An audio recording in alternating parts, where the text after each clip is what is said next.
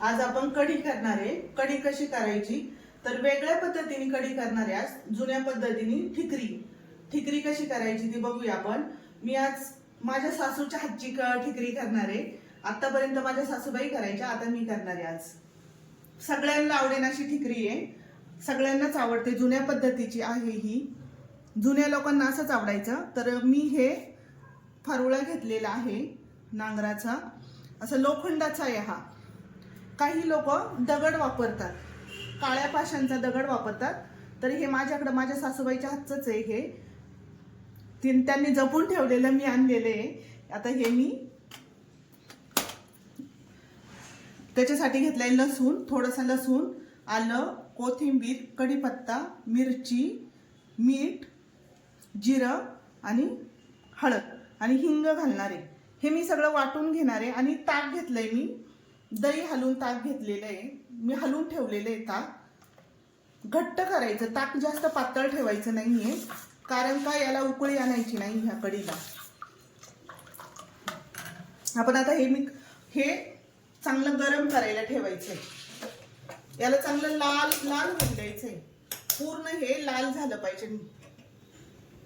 आपण याला आता लाल होऊन देऊया, तोपर्यंत आपण कढीचं साहित्य वाटून घेऊया। आपण आता ठिकरीचं वाटण वाटून घेऊया। आल्याचा तुकडा टाकतीये, कोथिंबीर टाकतीये, लसूण टाकतीये, जिरं टाकतीये, थोडीशी हळद घालतीये,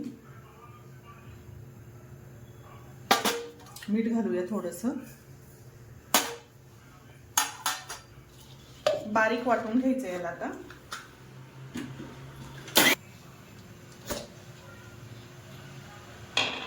आपण हे वाटलेलं वाटण घालणार आहे याच्यामध्ये मिक्सरचं, हे कच्चंच घालणार आहे असंच।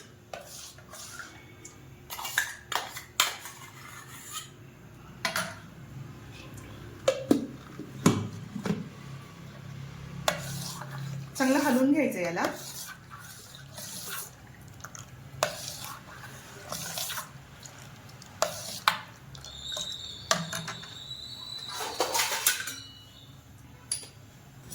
आपला हे फाळ आहे ना गरम झालेला आहे चांगला, खूप वेळ गरम व्हायला ठेवला होता, अर्धा तास, कमीत कमी अर्धा तास ठेवला होता मी याला। चांगला गरम झालाय। आता हे याच्यात ठेवणार, याला अजिबात तेल घालायचं नाही, बिगर तेलाची ठिकरी तयार करायची आपल्याला।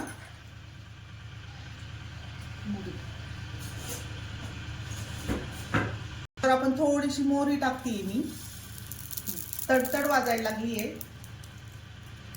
थोडासा हिंग घालतीये आणि पटकन झाकण ठेवायचं याच्यावर असं 10-15 मिनिटं। याची वाफ जाईपर्यंत अजिबात झाकण काढायचं नाही, याला आतमध्येच मुरून द्यायचंय जरा वेळ। याला आपण गरम करणार नाहीये, अशीच कढीत ठेवणार आहे ठिकरी। आपण आता उघडून बघूया ठिकरी, छान असा रंग आलेला आहे। आता याला आपण काढून घेऊया, हा जो फाळ आहे ना आपण काढून घेऊया आता। याला परत धुवून ठेवायचं।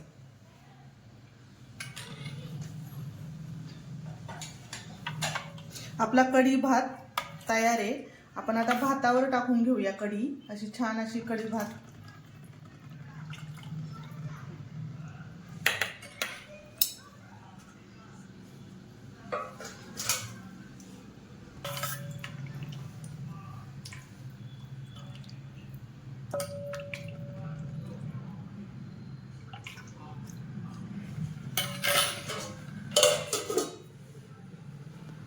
आपली पारंपरिक पद्धतीने ठिकरी तयार झालेली आहे, न तेल घालता। कशी झाली आहे बघूया आपण। भाताबरोबर, गरमागरम भाताबरोबर अगदी छान लागते ही।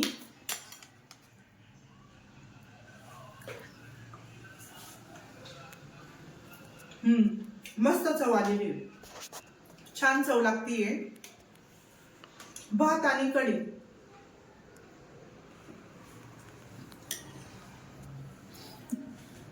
लाईक आणि शेअर नक्की करा. तुम्ही पण बनवून बघा.